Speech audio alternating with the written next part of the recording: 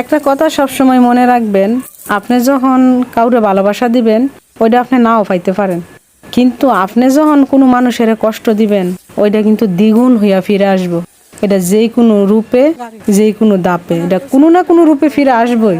আর আপনি যদি জ্ঞানী হন ওইটা আপনি আন্দাজ করতে পারবেন।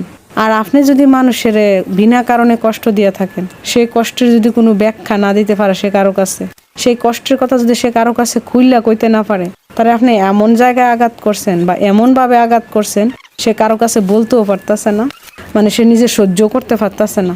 এরকম ধরনের কোনো কষ্ট যদি কারো কাছে কাউরে দিয়া থাকেন কোনো সময়, তাহলে ওই মানুষটার কাছে ক্ষমা চাইয়ে নেবেন। নাইলে কাবা করে গিলাপ ধরে কান্না করলেও কিন্তু কোনো কাজ হইতো না। কে লেগে কাজ হইতো না? আপনি যখন হাসরের ময়দানে যে দাঁড়াইবেন, আল্লাহ পাক কি করবো আপনারা জানেন?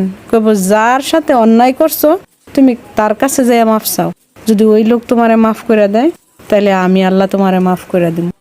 এই জন্য সবসময় কথা বলার সময় বা যে কোনো কাজ করার সময় ভাইবা চিন্তা করবেন যাতে আপনার দ্বারাতে কেউ কোনো সময় কষ্ট না পায়, আপনারা কষ্ট দিক। আপনি যাতে বুকে হাত দিয়া বলতে পারেন যে আমি মানুষটা ঠইকে গেল আলহামদুলিল্লাহ জিততে গেছি।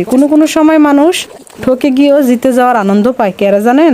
কারণ সে মানুষটা সঠিক থাকে, সে সৎ থাকে, তার মধ্যে কোনো দুর্নীতি থাকে না, তার মধ্যে কোনো বেজাল থাকে না, সে বেজাল মুক্ত, সে ধোঁকাবাজ নয়। এই জন্য সে বলতে পারে যে আমি ঠকে গিয়েও জিতে গেছি। তাই যে কোনো ক্ষেত্রেই চেষ্টা করবেন আপনি ঠকে গেলেও যেন আপনার কাছ থেকে কেউ ঠইকা না যায়।